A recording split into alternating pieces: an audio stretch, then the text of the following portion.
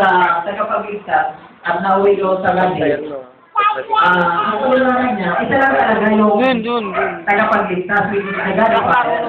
At kung siyang si Cristo yun.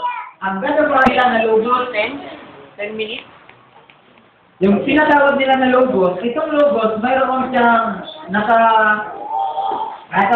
ano doon, yung mind, yung thought, katapos yung thought na to, yung logos na to, inilabas ngayon ng Diyos.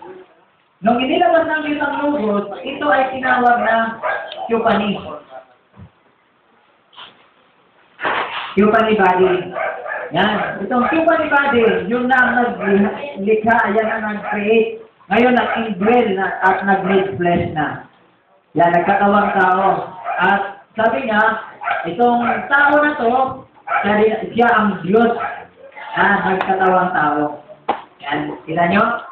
Ang Theophany na to, ito ay Diyos na nagkatawang tao. Hindi mo magalit, sabi ni Propeta Branham, na itong katawan ni Kristo, ito mismo yung Diyos. Sabi niya, siya mismo yun. No? Kaya nga, nila yung Melchizedek. Yung walang pasimula at walang hanggan. Yan naman po at binibigay ko sa iba. Pasok namin. So doon, nag-sharing kami lang about sa gabi. Inuusapan namin kung kasi puro nila Trinity, tapos may one year, tapos namin naman yung pagkahanap ko yung Israelite. Bali, i-share ko lang yung nangyari din sa namin. Kasi, meron kami Old Testament Book of Genesis, medyo magulo. Simula Genesis chapter 1, hanggang sa kaduduluan, chapter 15. So, nasa, na kami na kay Abraham. So, kung nakada ko kami ng, tawag doon, kaya kayo nag-abay ng, medyo yung mag-testimony na ginagawa ko, kasi kayo nag-abay, nagtanong ako, nanalo ko tayo sa aming Amerikano. Sabi ko, ano po ba ang meron sa handong ikay? Ano ba ang kaiba ng handong ikay sa handong niya, Ben? Ang sinagot niya, sabi ko, ang sinagot niya yung ipapapun kay Kurt kay Adan, yung first the ground. Yung pinunta yung lupa, sabi, yung mga taging, ibig sabihin yung mga taging kay first yung lupa, ibig sabihin yung lupa, doon pinanin mo yung, buta ng santol, tumubo, sa lupa, ng bunga. Ibig sabihin, hindi na sabi ka galing sa kumpa, hindi sa karapatapat siyang sa Diyos. So, tapos tinanong ko niya sa hindi niya nasagot ko anong lasing sa inyo, bumark dun kay. Kasi pag sa school, pwede kang magtanong, basta related din sa topic. Maganda naman yung tawag doon, yung nasisimulan kasi, all about biblical study, pinag-uusapan doon. Wala nga haloy na wording. Talagang pagdating dito lang sa issue, kapag nag-uusap doon, di ba kaya, nag-uusap sila ng, halimbawa, sekular. Pinag-uusapan doon, halimbawa, panghalik, pang-abay, magbigay ng halimbawa. Kami hindi, pinag-uusapan na rin yung saitanan dyan sa, halimbawa, magtatanong yung professor namin Amerikano ng English. Pwede namin sabihin ng Tagalog kasi nakakaintindi naman siya. So doon, nagpa-participate yung bawal sa nakikita mo na mas magandang mag-aral sa Bible school sa regular. Kasi, mas advantage yung karunungan na makukuha mo doon kaysa din sa segular. Kasi sa segular, patututo ka nga sa kanila, pero by the word of God, bali wala. Hindi ka matututo. Doon naman sa biblical study, o Bible school, wala nang segular, pero andun naman yung word of God na maipamamala sa iyong mayroong bahagi. Maaari na pang magtanong kung halimbawa ko tayo nilelect ko yung teacher. Doon naman sa New Testament, bali, dalawa kasi pinag-aaralan. Pag Martes, New Testament survey. Pag Thursday, yung pinag-aaralan namin yung Old Testament survey.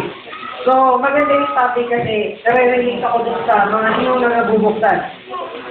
Tapos, meron pa, kukuhin mo ko na rin.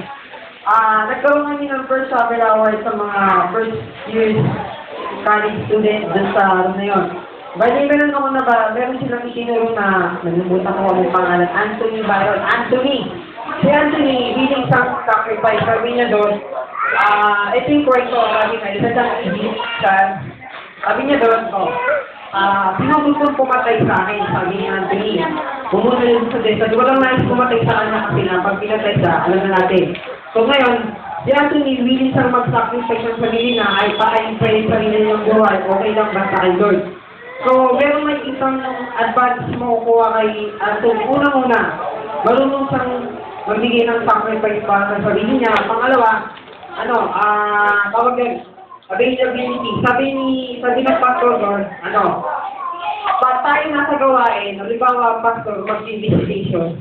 Pag sinabi ng pastor, kung sino may available, pupunta tayo sa ganitong lugar. Halimbawa, Kamandag.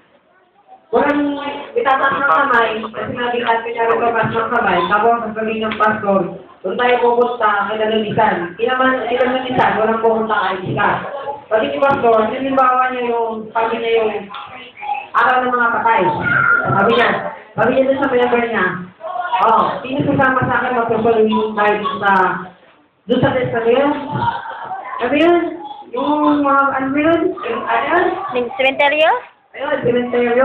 Sabi niya magsasaluhin tayo doon yung mga tao. Sabi niya, hindi na magsaluhin yung patay, yung buhay yung sasaluhin natin doon. Nung sinabi ng pastor, nung sabi niya, magkita-kita tayo dito ng November 1 sa ganap na alas 8 ng umaga. Nung pumunta yung pastor, wala siya nakukuha ng member guide isa. So, ang ginawa niya, sila mag-social meeting dun sa ministeryo. Nagsumigaw siya, ipinangalan niya yung salita ng Diyos. Tapos, pinaningkuhan, pumunta yung pastor doon. Actually na, pumunta yung pastor, sinermona yung mga member. Sabi niya, kayo lahat. Ang asas kayo kami sa misa. Samahan niyo ako pumunta doon. Cemetery, yung mga sumama.